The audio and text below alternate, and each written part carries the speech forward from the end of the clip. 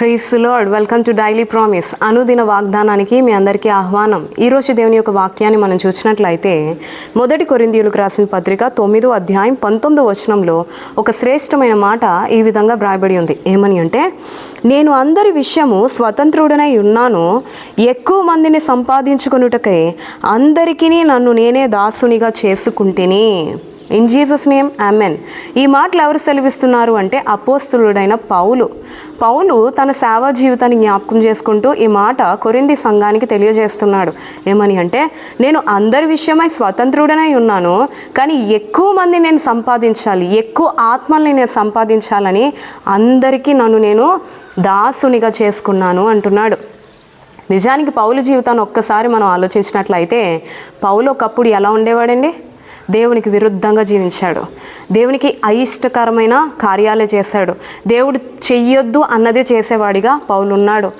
దేవుని యేసయ్యని ఎవరైతే నమ్ముకుంటున్నారో ఆ ప్రజల్ని హింసించేవాడిగా, దూషించేవాడిగా, హాని చేసేవాడిగా, కొంతమంది భక్తుల మరణంలో కూడా పాలివాడైన వాడిగా పౌలు కనబడుతున్నాడు. అలాంటి పౌలు ఎప్పుడైతే దేవుని చేత దర్శింపబడలేనప్పుడు ఎంత క్రూరత్వంగా, కఠినంగా జీవించాడో, అలాంటి పౌలు ఎప్పుడైతే దేవుని ఆత్మ చేత దర్శింపబడ్డాడో, దేవుని ద్వారా రక్షింపబడ్డాడో, దేవుని ద్వారా పట్టబడ్డాడో, తద్వారా తన జీవితాన్ని సంపూర్ణంగా మార్చుకున్నాడు. అంతవరకు తన జీవితం తన అహంకారం అనుకున్న పౌలు ఎప్పుడైతే దేవుని ద్వారా రక్షింపబడ్డాడో, యేసుక్రీస్తు ఎవరో గుర్తించాడు.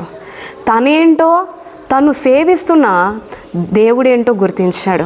యేసుక్రీస్తు ఎంత గొప్పవాడో, పౌలు ఎంత అల్పుడో గ్రహించాడు. తన జీవితంలో మునుపు తన కొరకు బ్రతికాడు, దేవుని ద్వారా రక్షింపబడిన తర్వాత దేవుని కొరకే బ్రతకాలని ఉద్దేశంతో ముందుకు కొనసాగిపోయాడు. పౌలు యొక్క జీవితాన్ని మనం ఆలోచించినట్లయితే, ఈ యొక్క పత్రికల్లోనే మనం ధ్యానిస్తే, పౌలు దేవుని కొరకు తృష్ణ కలిగి జీవించిన వాడిగానే కనబడుతున్నాడు. దేవుని కొరకు, దేవుని ఆత్మల్ని సంపాదించడం కొరకే ఎల్లప్పుడూ తృష్ణ, ఉద్దేశం కలిగి పరిగెట్టే సేవ జీవితమే కనబడుతుంది. పౌలు ఒక మంచి గొప్ప సేవకుడుగా నిలిచాడు, దేవుని కొరకు హతసాక్షిగా కూడా నిలిచిపోయాడు.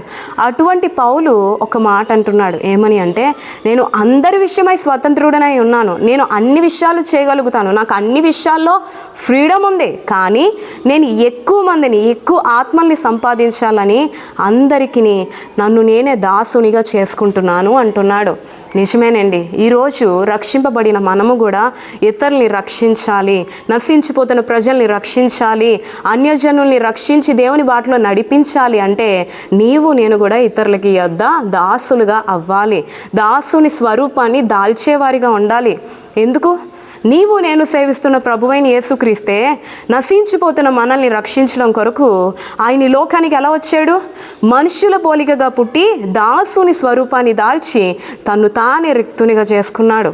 ఆయన దాసుని స్వరూపాన్ని దాల్చాడు. ఎందుకంటే ఆయన యజమానియే, ఆయన ధనవంతుడే, అయినప్పటికీ లోకంలో దరిద్రుడిగా ఎందుకు పుట్టాడు? దాసుని స్వరూపాన్ని ఎందుకు దాల్చాడు అంటే, యజమానిగా ఆయన కనపరుచుకుంటే నేను ఆయనకి దగ్గరగా వెళ్ళలేమనే ఆయన యేసుక్రీస్తు దాసుని స్వరూపాన్ని దాల్చి లోకానికి వచ్చాడు.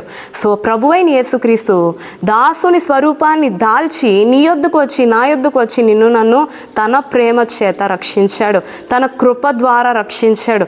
అటువంటి దేవుడు ఈరోజు నాకు కూడా ఒక బాధ్యతనిచ్చాడు. ఏంటి అంటే, నశించిపోతున్న ప్రజల్ని మీరు రక్షించండి, వారికి సువార్త ప్రచురించండి, ఆత్మల్ని సంపాదించండి అన్న బాధ్యత రక్షింపబడిన ప్రతి క్రైస్తవులకి దేవుడు అనుగ్రహించాడు. అయితే మనం ఏం చేయాలి అంటే, ఈ నశించిపోతున్న ఆత్మల్ని రక్షించడం కొరకు మనము కూడా యేసుక్రీస్తు వలె, పౌలు వలె మనల్ని మనం దాసులుగా చేసుకోవాలండి, తగ్గించుకోవాలండి. మనలో ఆ యొక్క యజమానతత్వం, మనం ఇతరుల ఎడల చలాయించే ఆ యొక్క తత్వం కాకుండా ఇతరుల ఎడల మనం ఎల్లప్పుడూ దాసుని స్వరూపాన్ని దాల్చుకొని, తగ్గింపు స్వభావం దాల్చుకొని మనం ఇతరుల్ని ఆత్మల్ని సంపాదించే జాలర్లుగానే మనం ఉండాలని ప్రభు ఆశపడుతున్నాడు.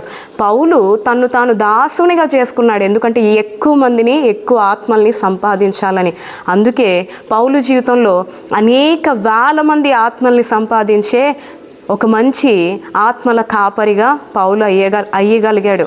అంత మాత్రమే కాదు, ఎన్నో సంఘాల్ని కట్టాడు. సంఘ కాపరిగా పౌలు తీర్చబడ్డాడు. ఈరోజు దేవుడు నీ నుంచి నా నుంచి ఆశపడుతుంది కూడా అదే. మనం కూడా దాసుని స్వరూపాన్ని దాల్చుకోవాలి. ఆత్మల్ని సంపాదించడం కొరకు మనల్ని మనం తగ్గించుకుంటూ ఇతరుల ఎడల అన్యుల యొద్ద కూడా మన దేవుని ప్రేమను ఇతరులకి కనుపరిచేవారిగా మనం ఉంటే తద్వారా అన్యుల్ని కూడా మనం రక్షించగలుగుతాము, ఎన్నో ఆత్మల్ని సంపాదించగలుగుతాము, దేవుని రాజ్యాన్ని కట్టగలుగుతాం అన్న విషయాన్ని గుర్తించి పౌలు నడిచిన బాటలో, యేసు నడిచిన బాటలో మనం నడుద్దాం. తద్వారా అనేక ఆత్మల్ని సంపాదించే జాలరులుగా మనం కూడా తీర్చబడదాం. అటువంటి గొప్ప కృప ప్రభు మనకి ఎల్లప్పుడూ దయచేయనుగాక. ఆమేన్.